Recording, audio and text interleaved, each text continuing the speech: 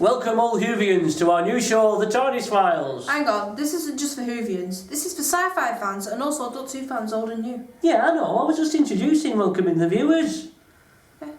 But, you're right, this show is for fans old and new.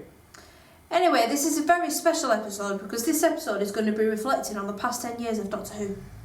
Yes, we've got lots in store for you, including Spruce, where we put on both our acting skills to good use, and we go behind the scenes at a convention filmed earlier this month in Nottingham.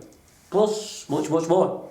So here we are today to celebrate 10 years since Doctor Who returned to our screens after a 15-year absence. Also, this is the date since the first episode of the revival aired, called Rose. So Andy, tell us more.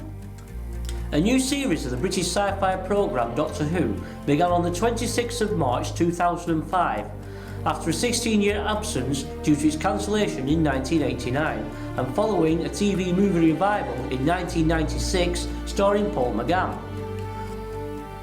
Russell T Davies was a lifelong fan of the show and lobbied to bring it back in the late 90s. On the 18th of June 2004, the programme was finally given its green light and 13 episodes were commissioned, 8 of which Davies wrote himself, as well as serving as executive producer alongside Julie Gardner and Mal Young. The new series was watched by over 10 million viewers. 4 days after the premiere, Doctor Who was renewed for a Christmas special and the second series, also winning a BAFTA award.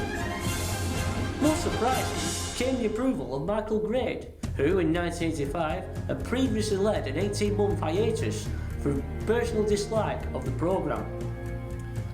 The show's popularity untimely led to a resurgence in family-oriented Saturday night TV drama.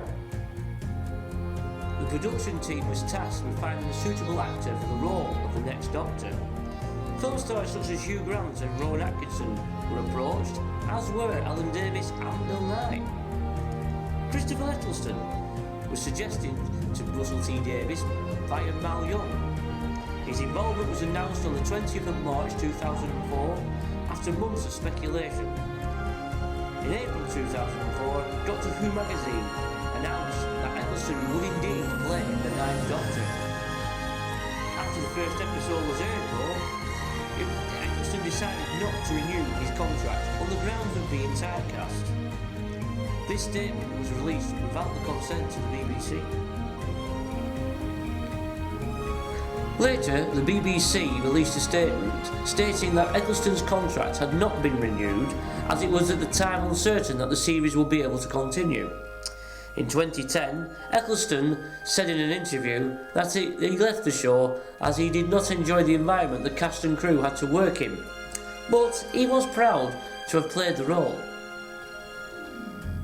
Who would not be successful without a companion following him through time and space. Davies announced his new companion will be called Rose Tyler, and that Billie Piper was a prime candidate.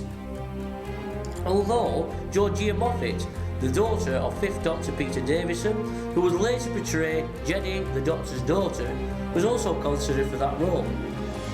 On May 2004, Billie Piper was finally announced as the actress to portray Rose Tyler. The original concept of Rose was slightly different. Paul Abbott, of Shameless and This Is England fame, was scheduled to write a script for the new series, which would have revealed that Rose's entire life was manipulated by the Doctor in order to make her into the ideal companion. Davies eventually wrote Boomtown to replace it, when after months of development, Paul Abbott realised he was too busy to work on the script. Principal photography for the series began on the 18th of July 2004, on location in Cardiff for Rose. The series was filmed across South East Wales. Each episode took 2 weeks to film. The filming caused stress amongst the production team due to unforeseen circumstances.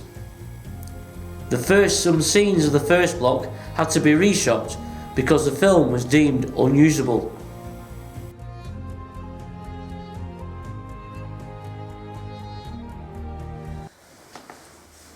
Well, thank you for that informative essay, Andy. I'm pretty sure the fans will find it insightful.